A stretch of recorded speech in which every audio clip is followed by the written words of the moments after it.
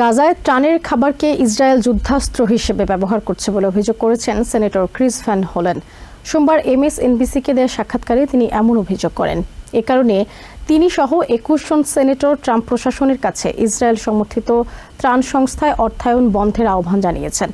একই সঙ্গে গাজায় জাতিসংঘের ত্রাণ কার্যক্রম পুনরায় চালুর দাবি জানান তারা। এদিকে ইউনিসেফের কমিউনিকেশন স্পেশালিস্ট জো ইংলিশের মতে কমপক্ষে 30 দিন যুদ্ধবিরতি নিশ্চিত করা গেলে গাজার অপুষ্ট শিশুদের বাঁচানো যেতে পারে। গাজায় খাদ্য সরবরাহকারী ইসরায়েল সমর্থিত মানবিক সহায়তা প্রদানকারী সংস্থায় অর্থায়ন বন্ধ করতে ট্রাম্প প্রশাসনের কাছে আহ্বান জানিয়েছেন 21 জন সেনেটর।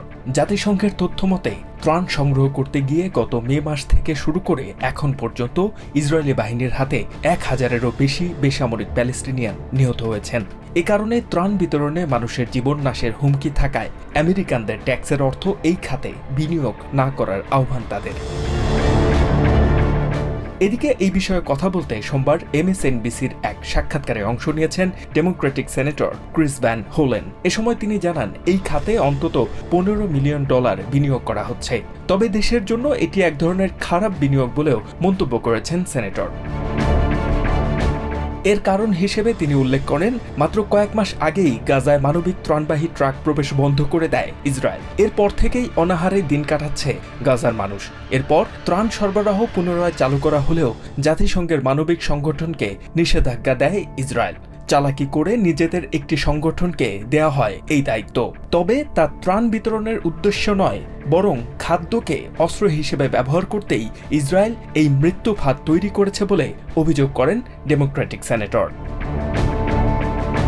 তিনি আরও বলেন, খাদ্য সরবরাহের নামে যাতে করে ইসরায়েল এমন গণহত্যা চালাতে না পারে, তাই ট্রাম্প প্রশাসনের কাছে এই খাতে বিনিয়োগ না করার আহ্বান জানানো হয়েছে। সেই সাথে জাতিসংঘের ত্রাণ কার্যক্রম যাতে পুনরায় চালু করা হয় সে বিষয়টিও নিশ্চিত করার আহ্বান জানান তিনি।